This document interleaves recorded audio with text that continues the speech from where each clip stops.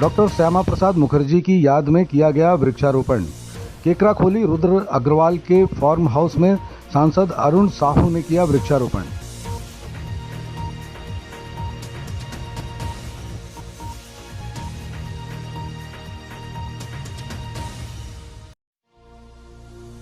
बिलासपुर सांसद अरुण साव का बड़े बरर चौक में बेलगहना भाजपा मंडल के कार्यकर्ताओं और पदाधिकारियों ने फूल मालाओं एवं पटाखों के साथ गर्मजोशी से स्वागत किया।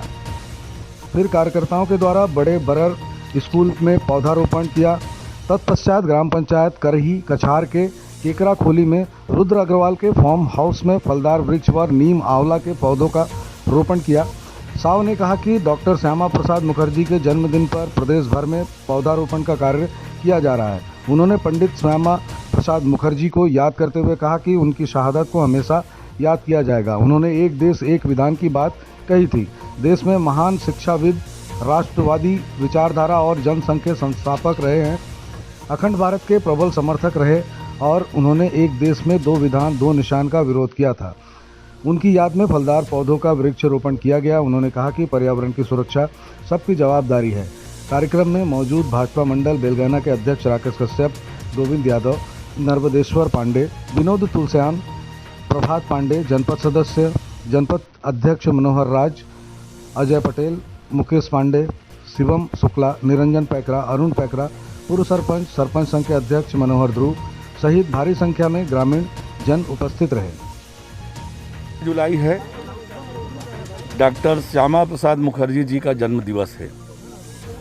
डॉक्टर श्यामा प्रसाद मुखर्जी देश के महान शिक्षाविद, राष्ट्रवादी विचारक और जनसंघ के संस्थापक रहे हैं।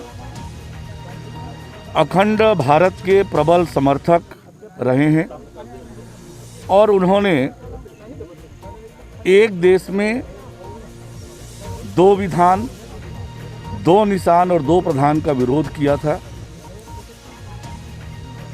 और इस देश की राजनीति को